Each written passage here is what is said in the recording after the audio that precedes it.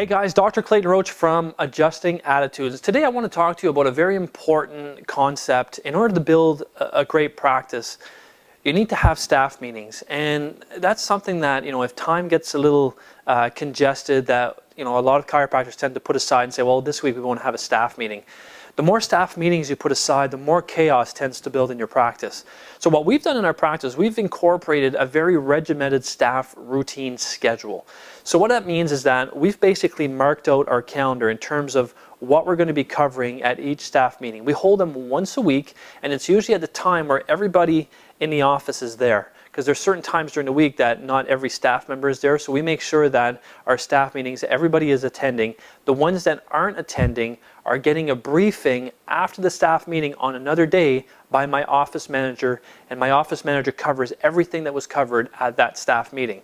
So what we've done is we've basically developed a schedule of training. So that might be, training on our day 1, day 2 procedures. It might be training on our recall procedure. It might be training on CA, patient communication across the front desk, objection management. And we've got basically a schedule for every meeting of what we're going to be covering.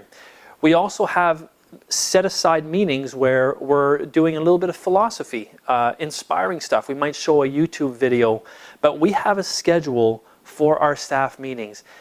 If you don't have a schedule, I feel that, in the past, when we didn't have a schedule, it kind of ended up being, a session where everybody is complaining and they're saying, well, this didn't work. And it becomes a bashing session that really accomplishes nothing. So that way, if you have a schedule, you know that you're going to be covering this.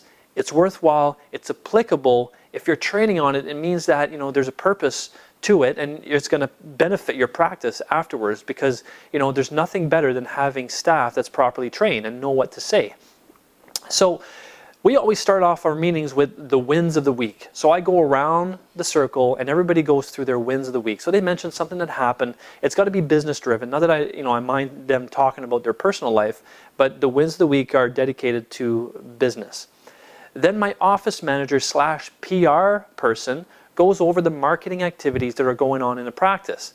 If we're good with our goals, are we meeting our goals? The number of new patients we need to attract in order to meet our goals. She goes over all that, the upcoming activities, what we need to do in order to prepare for them, what she expects from us chiropractors to promote. She basically hands out, the postcards, anything that we're going to be giving our patients, and we have a little, 5-10 minutes about marketing.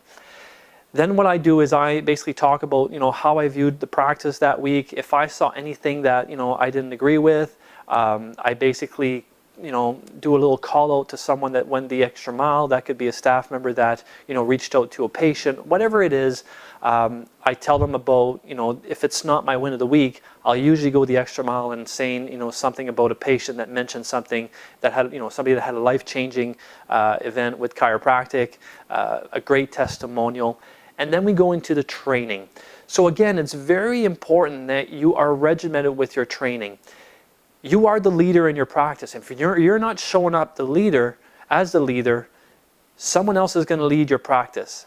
And that might not be a great idea. It might be somebody else from your staff, but you got to basically run the ship. And the way you run the ship is you run regimented meetings.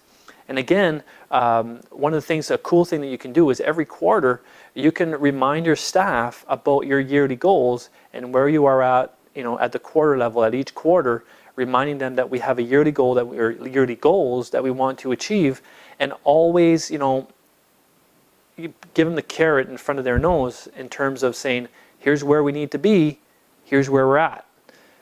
Staff meetings, definitely something you need to be doing if you're not doing, and something that you need to be careful about, delaying or canceling, because your staff is, they're the people that your patients are spending the most time with.